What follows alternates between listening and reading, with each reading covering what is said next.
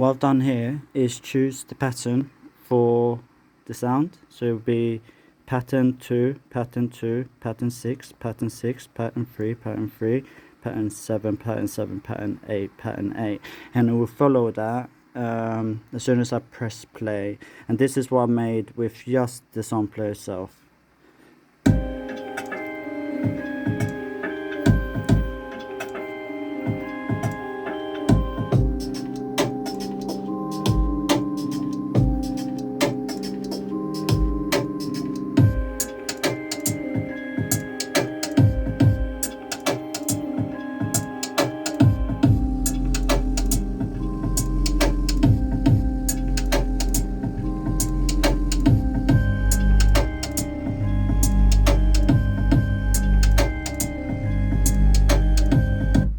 So essentially that's what I made. So if I play just like the sounds themselves, so nothing special on their own. This is just to help my percussion. This is one of the things I've sampled.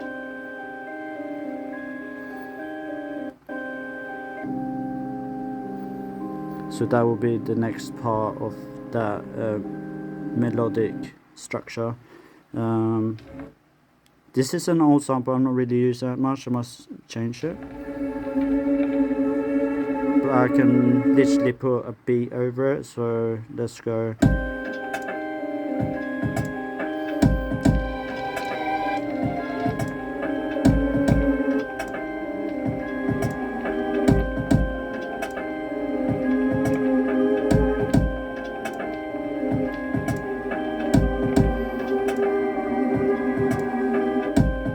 So it's a bit of play, like you gotta get it right. If you change the adjustments of the actual pitch,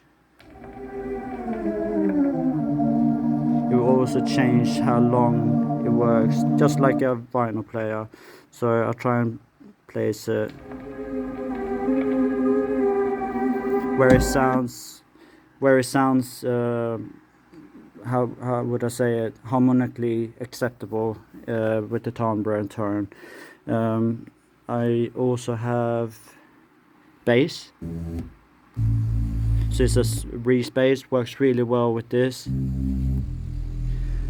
really clear and really, yeah, it's good at representing the bass without needing a sub in a mono pocket operator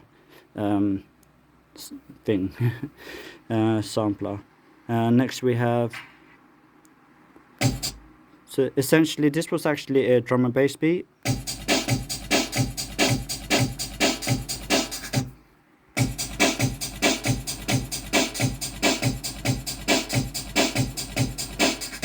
But I found out that exact tempo for the drum and bass worked really well with 70 BPM, so eventually I was going down.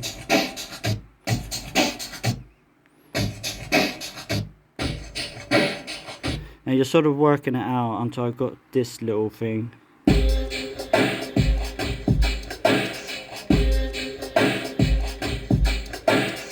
Which is essentially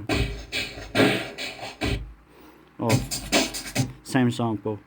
Next I have, this is more of what I made before, and it was just an eerie sound I just went with. And like you've heard, that's the main sound of some sample patterns I've got going here. So it's 16 patterns, 16 samples, 15 effects, because 16 takes it away, so I can show you an example. So if I take that sample I just played, I can start up, triplets,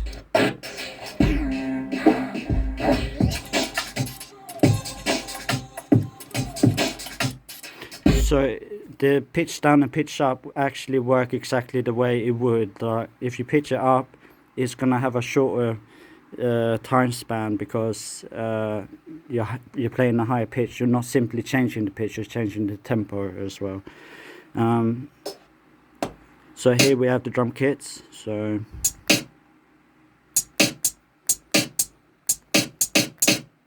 can't do it with just one hand. Yeah. So here's my own chopped samples.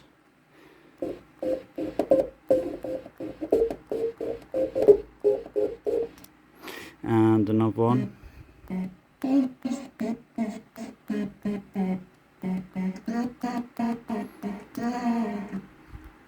Another one.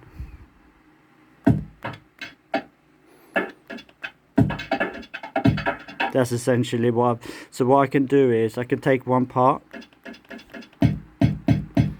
so that I can then go into settings and go into trim, and now I can choose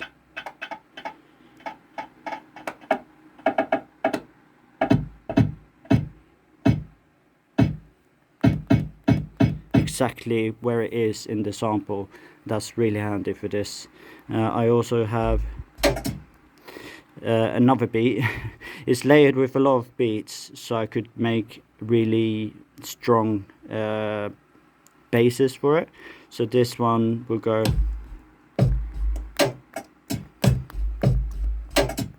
So essentially I wanted a little do-do-do-do, so I trimmed that little bit extra, but this is the whole thing.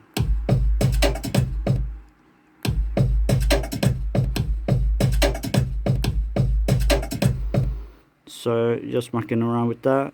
No samples there because I don't have enough memory. So it's 40 seconds, like I said.